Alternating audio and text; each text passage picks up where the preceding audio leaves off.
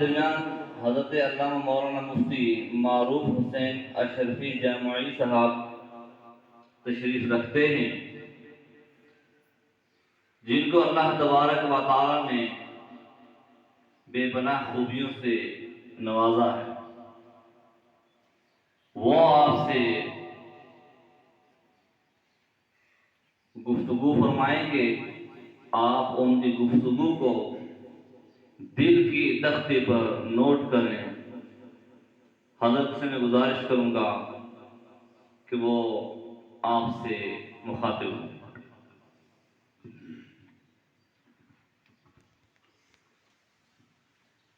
معزز مکرم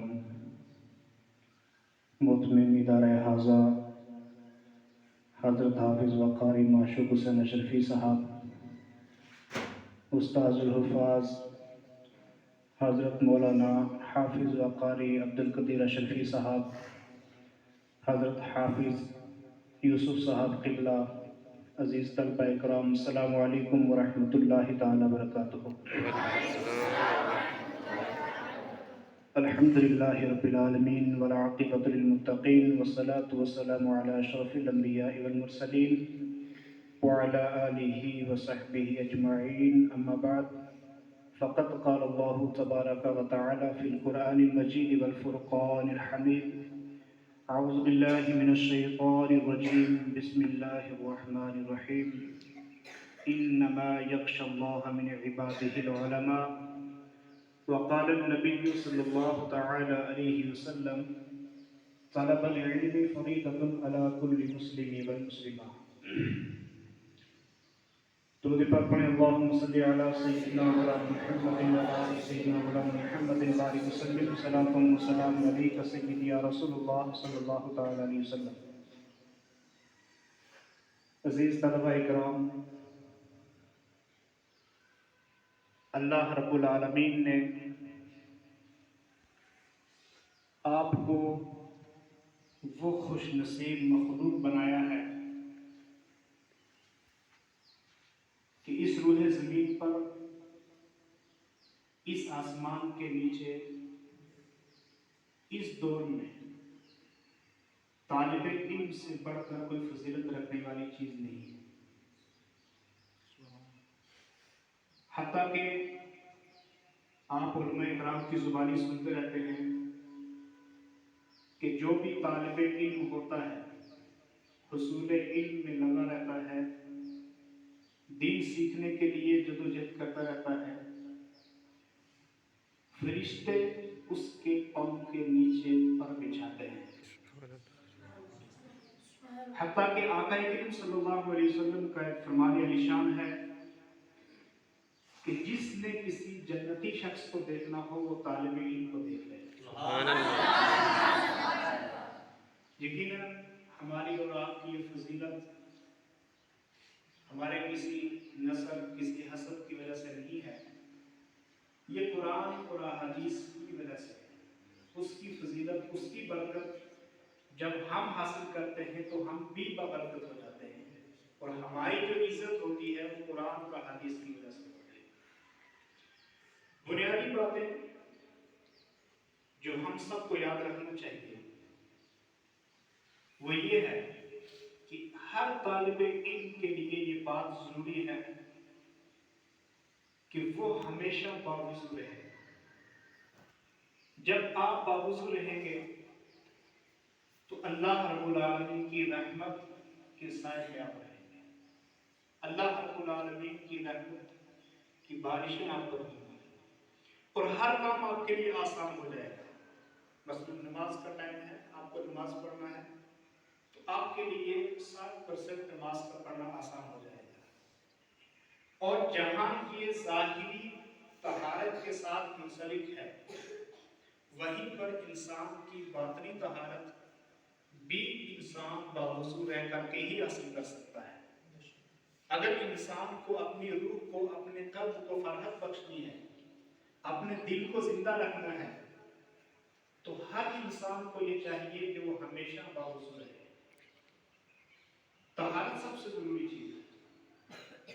اس کے بعد جب آپ حصول علم کے لیے अपने اساتذہ کے پاس آتے ہیں اور ہمارے اساتذہ بھی اکثر یہ بات سکھاتے ہیں، درسگاہ کے اندر جب آپ تعلیم شروع کرتے ہیں تو آپ سے کہا جاتا ہے کہ آپ کیوں تعلیم حاصل کر رہے ہیں، آپ یہ دین کا علم حاصل کس لیے کر رہے ہیں؟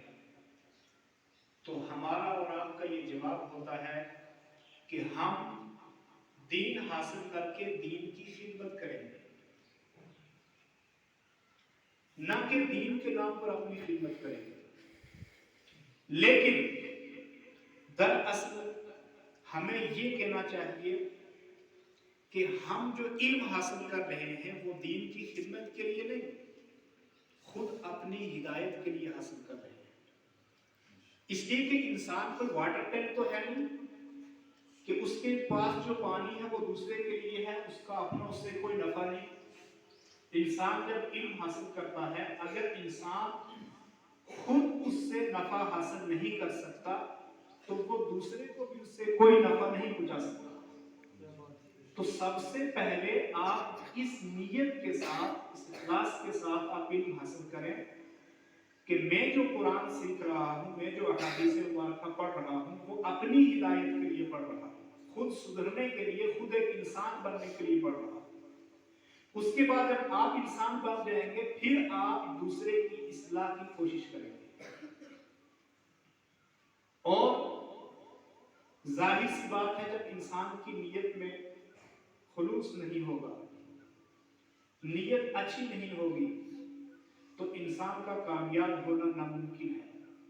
اور اگر وہ پڑھنے میں، رٹنے میں، حصول علم میں کامیاب ہو بھی جاتا ہے تو وہ کوئی کامیابی نہیں، وہ اس کے لیے ہمیشہ کے لیے الٹا عذاب بن جاتا ہے کہ اس نے علم حاصل کیا لیکن اس کے اوپر وہ عمل پیرا نہیں ہوا۔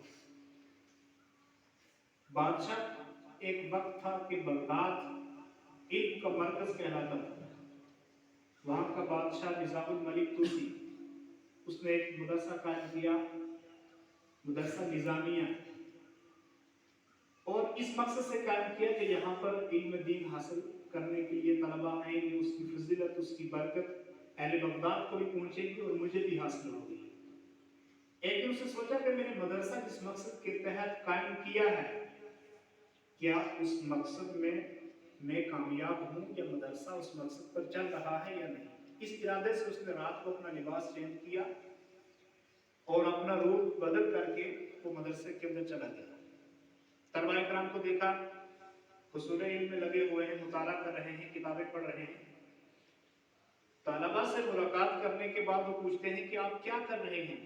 تو وہ کہتے ہیں کہ ہم پڑھ رہے ہیں۔ پڑھ کے کیا بننا ہے؟ کسی نے کہا مجھے فقیہ بننا ہے، کسی نے کہا مجھے قاضی بننا ہے، کسی نے اپنے آپ کو امام کہا۔ تو بادشاہ نے اپنے دل کے اندر یہ ارادہ بنا لیا کہ جس مدرسے کا یہ مقصد ہو کہ وہ منصب قائم کرنے کے لیے اور اپنے عہدے حاصل کرنے کے لیے تعلیم حاصل کرتے ہوں، ایسے مدرسے کو بند کر دینا چاہیے۔ یہ ارادہ لے کر کے جب مدرسے سے نکلنے لگا تو ساتھ کی گلی میں ایک اور طالب علم مطالعہ کر رہا، اس سے پوچھا کہ جاتے جاتے اس سے ہی پوچھ لیتے ہیں۔ جب اس طالب علم سے پوچھا کہ آپ کیوں پڑھ رہے ہیں تو اس نے کہا میں اس لیے پڑھ رہا ہوں کہ جو اللہ اور اس کے رسول نے اپنی کتاب میں حلال قرار دیا میں اس کو حلال سمجھوں اور اس پر عمل کروں، اور جس چیز کو حرام قرار دیا ہے میں اسے رک جاؤں، جس چیز کا اللہ نے حکم دیا میں اس چیز کو بجا لاؤں، اور جس چیز سے اللہ اور اس کے رسول نے منع کیا میں اس چیز سے رک جاؤں۔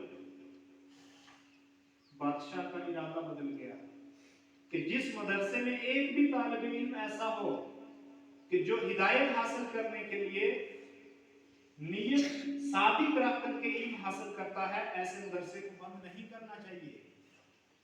آپ جانتے ہیں کہ وہ طالب علم کوئی اور نہیں، وہ امام محمد بن غزالی رحمۃ اللہ تعالی علیہ، یہ وہ مدرسہ نظامیہ کے طالب علم تھے۔ تو اس لیے ہمیں منصب کے لیے نہیں، حالانکہ جو انہوں نے قاضی کا منصب کہا، فقیہ کا منصب کہا، عالم کا منصب کہا تو انہوں نے غلط نہیں کہا، ظاہر سی بات ہے یہ دینی منصب ہوتے ہیں اور عالم بنتے بھی اسی لیے ہیں کہ وہ لوگوں کو مسائل سکھائیں، وہ قاضی بنے، وہ فقیہ بنے، اور ہوتا بھی یہی ہے۔ لیکن چونکہ اس نیت کے اندر جب انسان صادق نہیں ہوتا تو انسان کامیاب نہیں ہوتا. تو اس لیے کسی بھی چیز کو انسان اپنے لیے پیشہ نہ بنائے. دین بیچنے کے لیے نہیں ہوتا، دین پڑھ کر کے یہ پیشہ کرنے کے لیے نہیں ہوتا کہ اس سے انسان اپنی روزگار کمائے، اپنی دنیا چلائے یا اپنا گھر چلائے، بلکہ دین اس لیے ہوتا ہے کہ اس دین کی وجہ سے انسان اپنی روح کو بھی زندہ رکھ سکتا ہے اور اپنے جسم کو بھی زندہ رکھ سکتا ہے. اور تب طالب علم جہاں نیت ثابت رکھتا ہے وہیں اس کے لیے اپنے اساتذہ کا، اپنی کتابوں کا، اپنی ٹپائیوں کا ادب کرنا یہ سب سے اہم ہے. اگر آپ عالم بن بھی جاتے ہیں، آپ کے پاس ادب نہیں، اساتذہ کا ادب نہیں ہے، کتابوں کا ادب نہیں ہے، تو آپ کا علم بے سود ہے، کوئی فائدہ نہیں ہے، نفع بخش علم آپ کا نہیں ہے. تو نفع بخش علم حاصل کرنے کے لیے آپ کو ادب سیکھنا لازمی ہے. اور ادب کی کوئی حد نہیں ہوتی. آپ جتنا اس کے اندر خلوص بھریں گے، آپ جتنا اس کے اندر صادق ہوں گے، آپ اتنے کامیاب ہوتے چلے جائیں گے. ایک انسان اپنے استاد سے اگر سیدھا مصافحہ کرتا ہے، دوسرا تھوڑا اور جھک جاتا ہے، تیسرا اس کے ہاتھ بھی چوم لیتا ہے، تو یہ سارے ادب ہی میں آتے ہیں. سلام کرنا بھی ادب میں آ رہا ہے، تھوڑا جھک کر سلام کرنا استاد کو بھی ادب میں آ رہا ہے، ان کے ہاتھ چوم لینا بھی ادب میں آ رہا ہے. لیکن اس کے مراتب میں فرق ہے کہ وہ طالب علم کے جس نے صرف مصافحہ کیا اور دوسرا وہ طالب علم کے جو استاد کے ہاتھ چومتا ہے. ظاہر سی بات ہے کہ ان دونوں میں فرق ہے اور ان کے مراتب میں بھی فرق ہوگا. اسی طریقے سے ادب کے حدود اور قیود میں کوئی انسان ایسا نہیں ہے کہ جو یہ چاہے کہ میں اتنا ادب کروں تو اس سے آگے نہیں بڑھ سکتا. اس کے لیے حدود اور قیود نہیں ہے. جتنا چاہے آپ ادب کریں اتنا ہی آپ کامیاب ہوتے چلے جائیں گے. اور دوسری بات یہ ہے کہ ہمیشہ ہم احساس کمتری کا شکار ہوتے ہیں. ہم پڑھتے ہیں، ہمارے ساتھ ہمارا کوئی ساتھی زیادہ اچھا پڑھتا ہے تو ہم سمجھتے ہیں کہ بس یہی پڑھ پائے گا، ہم نہیں پڑھ پائیں گے. یا ہم اپنے گاؤں میں جاتے ہیں، اپنی عقیدے کروا لیتے ہیں اپنی مساجد کے اندر، یا کسی جلسے میں جاتے ہیں یا کسی مجلس سے گفتگو کرتے ہیں، تو وہاں اگر کوئی دوسرے ادارے کا بچہ پڑھ کر کے آیا ہوتا ہے تو ہم اس سے مروب ہو جاتے ہیں. جبکہ یہ احساس کمتری جب تک آپ اپنے اندر سے دور نہیں کریں گے تب تک آپ کامیاب نہیں ہو سکتے. کامیابی کا زینہ یہ ہے کہ دنیا آپ کو کچھ بھی کہے، لا یخاف فی اللہ لومۃ لائم، کسی بھی ملامت کرنے والے کی ملامت کی پرواہ کیے بغیر کون مجھے کیا کہہ رہا ہے، کیسا کہہ رہا ہے، کس کی پرواہ کیے بغیر آپ دین کا کام کرتے رہیں، آپ خدمات انجام دیتے رہیں. آپ اللہ کی نظر میں کیا ہیں یہ آپ کے لیے اہم بات ہے. لوگ آپ کو کس نظر سے دیکھتے ہیں، لوگ آپ کے بارے میں کیا سوچتے ہیں، یہ کوئی اہم نہیں. اہمیت وہی ہے کہ جو اللہ اور اس کے رسول کے نزدیک باعزت ہے، باعزت ہے. اللہ تعالیٰ ہمیں اور آپ کو عمل خیر کی توفیق عطا فرمائے. السلام علیکم ورحمۃ اللہ تعالیٰ.